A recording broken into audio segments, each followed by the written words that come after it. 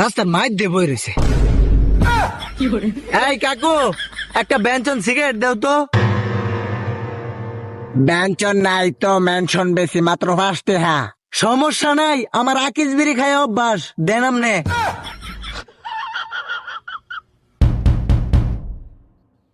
তুই কেডা রে? তুই বেঞ্চন ছাড়া গাছ না এদিকে। কি হইলো শোনা তোমার আবার? এ বেটা, তোর ডাকছি না? এ বেটা।